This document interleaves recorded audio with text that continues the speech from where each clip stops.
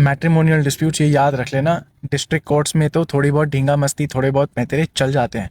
अगर high court supreme court में कुछ चीज़ें कोशिश करते हो या फिर सोचते हो कि जी मैं तो जस्टिस के लिए लड़ूंगा और लड़ते रहूंगा सालों तक, कोई दिक्कत नहीं है, मुझे जेल भेज दो, मुझे कुछ भी कर लो।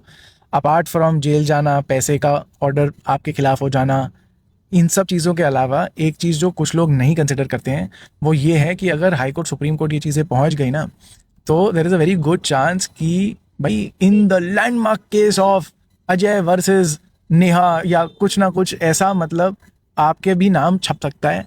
एंड अभी रिसेंटली एक क्लाइंट के साथ ये सिचुएशन हुई कि भाई एक जजमेंट आई हाई कोर्ट की और उसको भाई हर जगह पब्लिसाइज कर दिया। एक छोटा सा एस्पेक्ट था, पर उसमें अब जो है क्लाइंट का नाम कोई भी गूगल करता है, पहले 15 वेब पेज रिजल्ट जो हैं सिर्फ क्लाइंट का इस डिस्प्यूट के बारे में आता है, जबकि क्लाइंट और क्लाइंट का जो अपोनेंट है, दोनों हस्बैंड वाइफ, वो सालों पहले अपने सारे डिस्प्यूट्स ऑलमोस्ट खत्म कर चुके थे, बस अब ये एक चीज़ में अटके हुए हैं।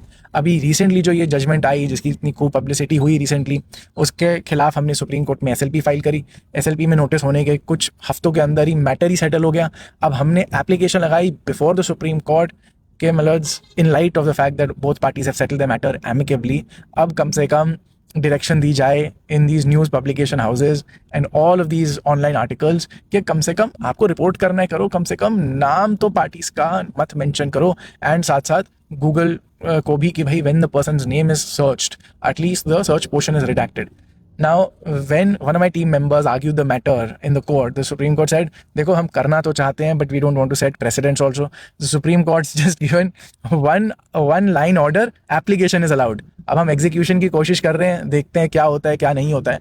But याद रखना कीजिए, अगर ज़्यादा लंबे खींचोगे मैट्रिमोनियल डिस्प्यूट्स को, आपका नाम बलिदान थोड़ा होने का चांस रहता है। बेस्ट एग्जाम्पल दुनिया में ये है, हर एक को पता है, सारे किसी लॉ स्टूडेंट से पूछ लो, किसी वकील से पूछ लो, Keshav Nanda Bharati versus state of Kerala, the landmark judgement interpreting constitution basic structure. आप पूछो केशव नंदा भारती जी के साथ एक्चुअल जो पर्सन थे जिनका नाम हमेशा चमकता है, उनकी क्या दशा हुई at the end of the day.